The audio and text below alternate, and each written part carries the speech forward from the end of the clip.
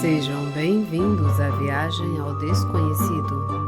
Eu sou a Clara Paula, hoje com 2 relatos: o elfo protetor e o menino acorrentado. Lhes desejo neste Halloween doces pesadelos. Vamos ao primeiro relato: o elfo protetor. Essa história aconteceu na cidade do México. Alejandro e Carla estavam casados há pelo menos 5 meses. Eles costumavam passear pelas ruas do centro histórico, visitar museus e ir ao cinema, quando valia a pena assistir à estreia de algum filme de terror. Embora ambos compartilhassem o fascínio pelo paranormal e pelo esotérico, Alejandro deu um passo além. Ele tinha uma tia que era praticante de magia negra. Ele ensinou algumas coisas que o deixaram cada vez mais curioso sobre a exploração do oculto.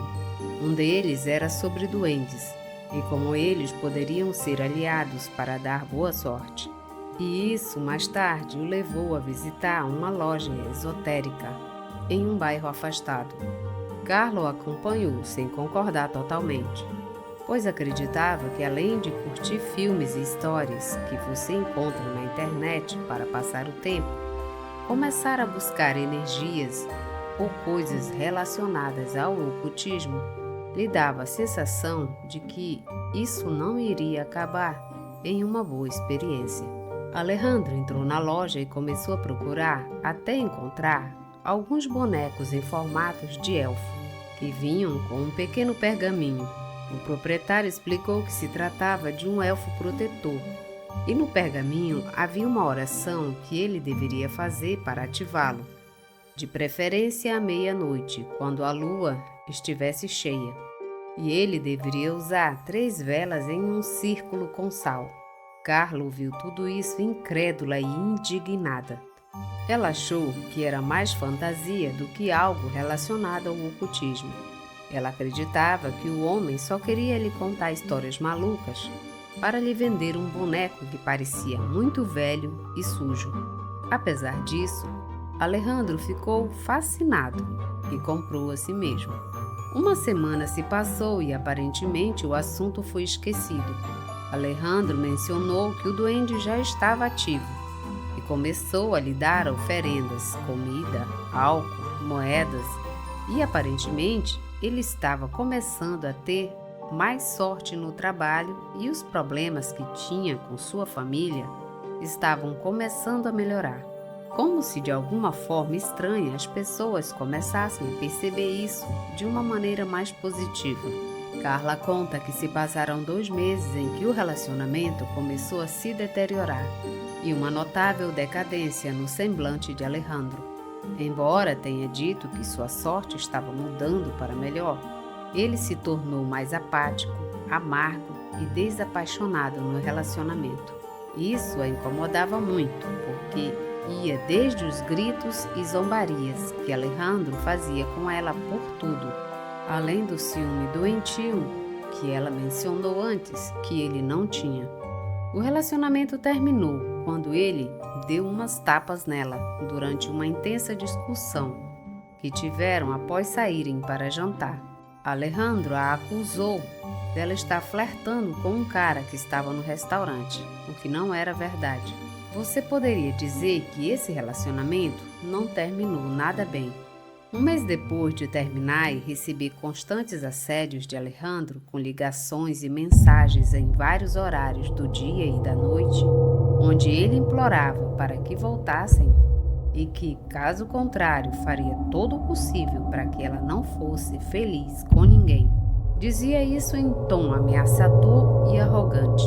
Ela começou a ter sensações à noite, onde se sentia observada. Ela acordava com um aperto no peito, com uma angústia estranha que não a deixavam dormir tranquilamente. Mas dias se passaram e começou a sonhar com aquele elfo que Alejandro comprou naquela época. Eu vi em uma sala, em cima de uma cômoda, cercado por várias velas vermelhas e moedas. Era só isso. Ela acordava abruptamente agitada. Todos os dias, ela sentia que lhe faltava energia. Seu humor mudou, independentemente de ser porque ela não conseguia dormir bem. Ela sentia uma sensação estranha em seu corpo, uma energia ou vibração que a rodeava. Ela começou a ter problemas no trabalho e com a família. Ela também conta que o mais difícil foi quando começou a acordar com hematomas e arranhões nas pernas e nas costas. Ela não teve escolha, senão associar isso ao elfo protetor, pois lembra que nas poucas conversas que Carlos fez sobre o boneco, ele disse que ele cuidava de seu dono, de ataques físicos e emocionais. Desesperada, Carla decidiu visitar a loja esotérica, onde Alejandro comprou o boneco.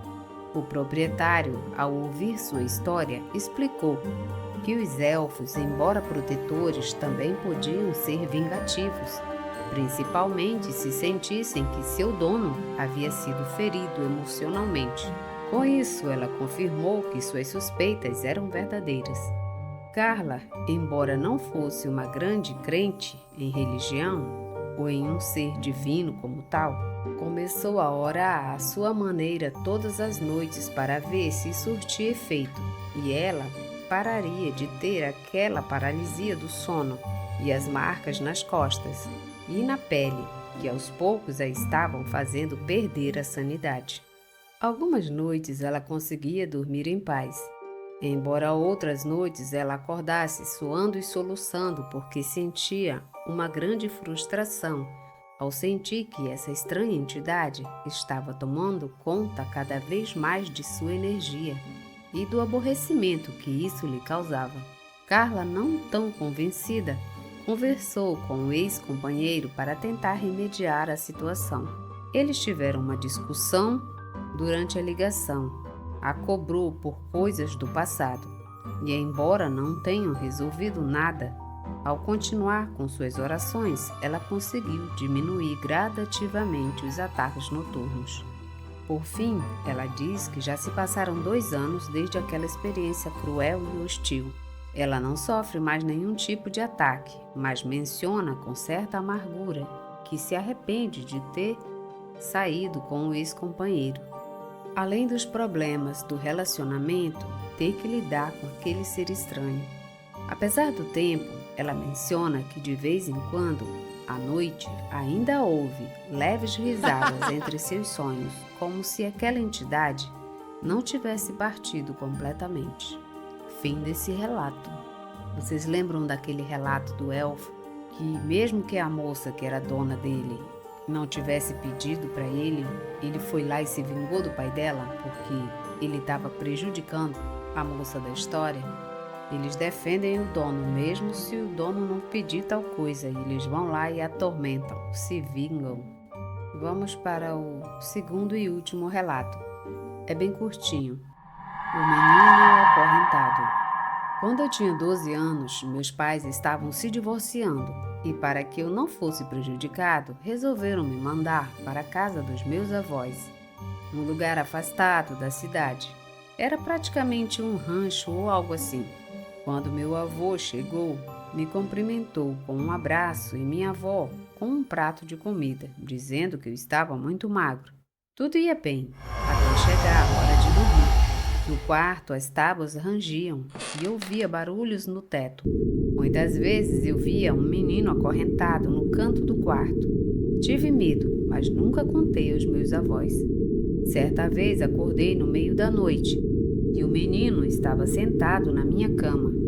Ainda me lembro do seu rosto pálido, sem olhos e sem expressão alguma. Ele tinha algumas correntes nas mãos que tentava afrouxar. Naquela noite, gritei alto e meus avós chegaram. Tentei explicar o que eu tinha visto naquela noite, mas minha avó não me deixou falar. Apenas me abraçou forte e cantou uma música que me fez adormecer. Na manhã seguinte, meus pais estavam prontos para me levar de volta para casa. Estava tudo acabado. Quando entrei no carro, olhei para trás e na janela da sala estava um menino. Eu chorei, mas minha mãe disse que era de tristeza. Meus avós morreram quando eu completei 18 anos e me deixaram a casa deles. Quando eu estava reconstruindo algumas partes dela, me deparei com um cadáver que estava acorrentado em um poço embaixo do quarto onde eu dormia. Resolvi perguntar, mas ninguém deu explicação. Eles apenas ficaram em silêncio. Ainda procuro uma resposta para o que vivi na casa dos meus avós. Fim do relato.